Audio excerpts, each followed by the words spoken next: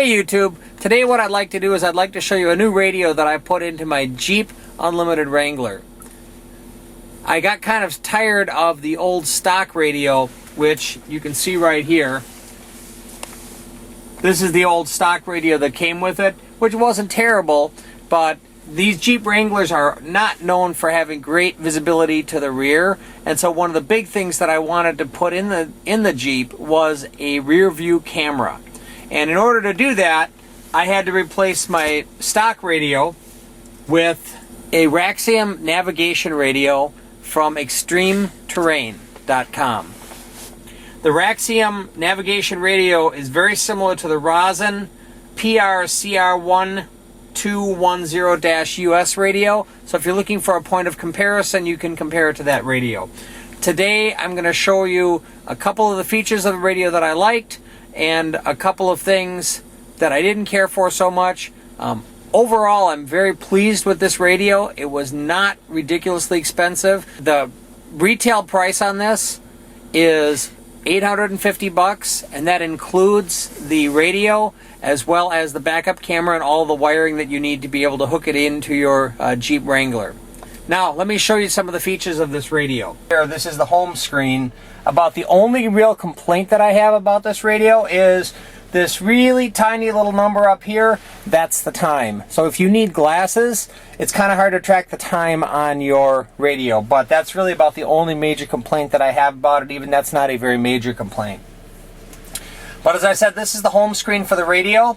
You have you've got presets for AM station, presets for your FM stations. The volume is controlled by the knob here in the corner. You can seek up and you can seek down for other radio stations.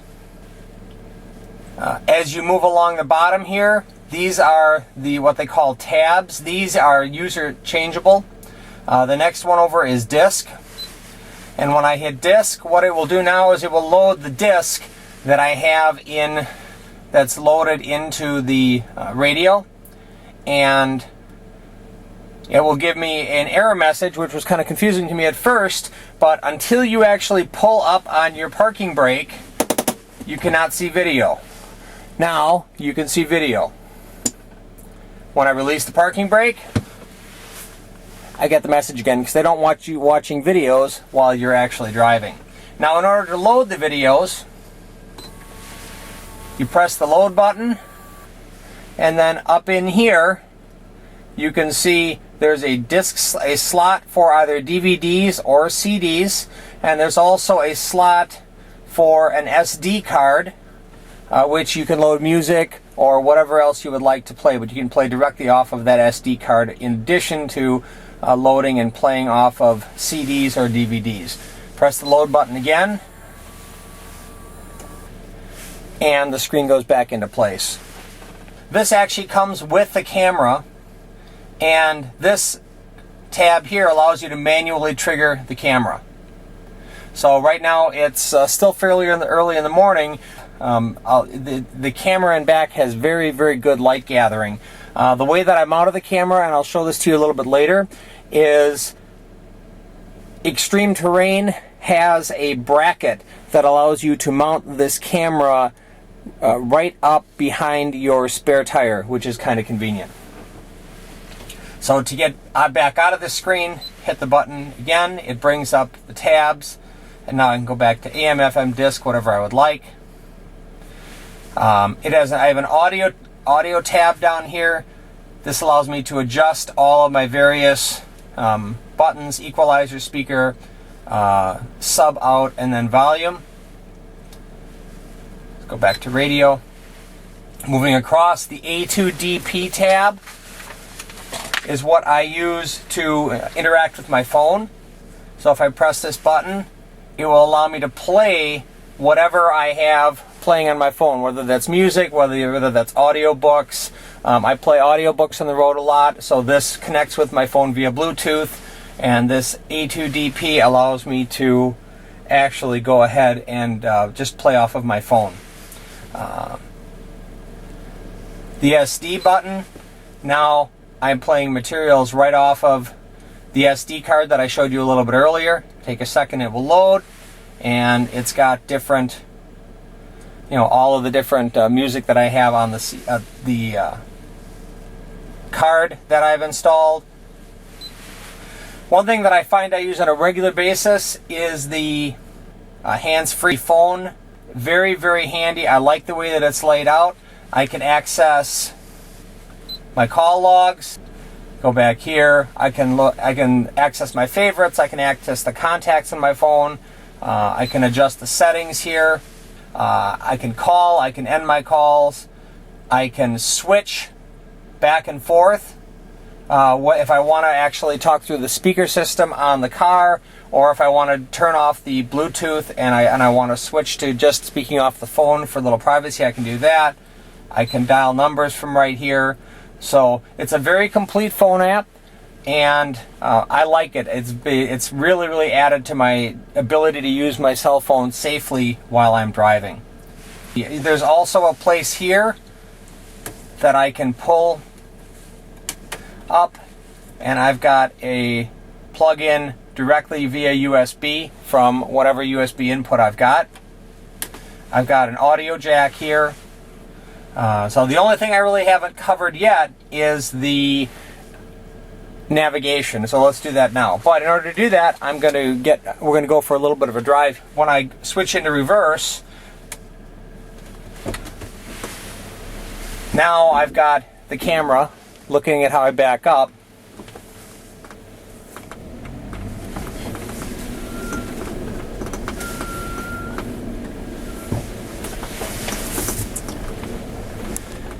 You get really good resolution on this camera. I like the placement. I have the ranging marks on the camera so I can see basically how far away I am from things.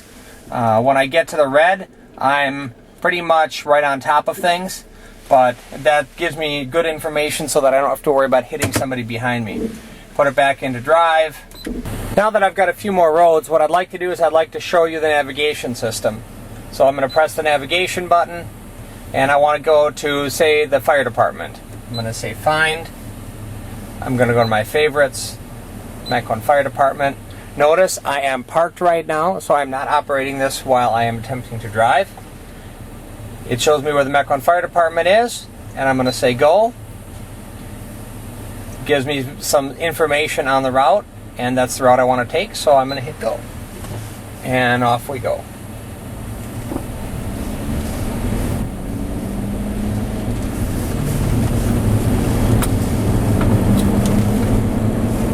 So this tells me that in just under a mile, I'm going to have to make a left-hand turn onto Mequon Road. It's 1.8 miles away and approximately 7 minutes away. It gives me all the information that I need in order to navigate. Well, if instead of making the left-hand turn up ahead that they recommend, I make a right-hand turn here on Willowbrook.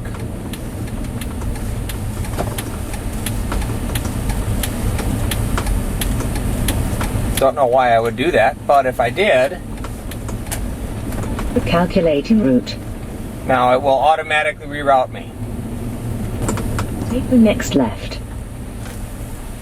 As I said here, if I wanted, there are a lot of different things that I can do in this. I can look at my route. I can edit the route. I can look at an overview of the route. I can avoid certain types of things that I don't want to hit along my route. I can go and I can find history, I can find addresses, I can locate places. Say, for example, I want to find gas stations along the route. Here's a BP that's about 0.7 of a mile from me right now. I can hit that, and it shows me exactly where that is on my route. So the navigation is very powerful. Sometimes it does give me some funky routings, but overall I'm very happy with it. As you can see along the sides here, the buttons have backlighting to them, so I can see things even when it's completely dark out. When I go back to, say, my radio, and I look at my settings button, or I look at my menu, and then I can go down here, and I can change all my settings. I can change the main settings, which allows me to change the voice that I've got. It turns the beep on and off. I can make adjustments to my camera. This allows me to change the reverse trigger so that it either triggers or doesn't trigger when I put the car into reverse. I can mute the audio when I go into reverse. I can adjust the style. The background here can be changed. If you want a big city background, you can do that. Since it's still kind of cold out, I'm kind of happy with my Caribbean theme. And then the tabs that are along the bottom of the screen here, the video tabs that you can hit, you can adjust what you're controlling from each one of those tabs. A little bit earlier, Ghost, shut up! A little bit earlier, Oh, stupid ghost. Luke, Huh? Rob's going to be here in a few minutes. I need to get this done. Come on. Ghost. Luke! Fine.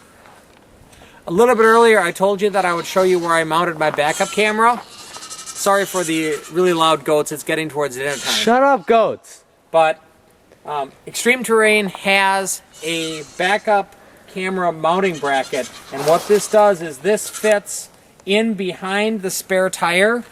It's just a thin piece of sheet metal, and it pushes up against the mounting bracket for the tire, and it gives a real nice, secure, centered position for the camera to shoot from. It shoots at a little bit of a down angle, and you saw earlier when I showed you what kind of video it took.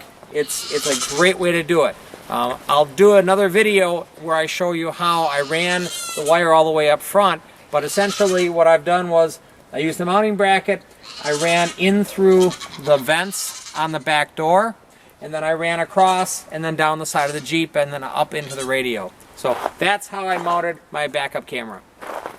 We'll get back to you in a few minutes and we'll finish up the video. That's my review today for everybody. I hope you enjoyed the review. If you did, please like the video and subscribe to my channel. I'm doing a lot of Jeep videos lately. And as always, have fun, be safe, and hey, take your kids off-roading. Have a great day, everybody.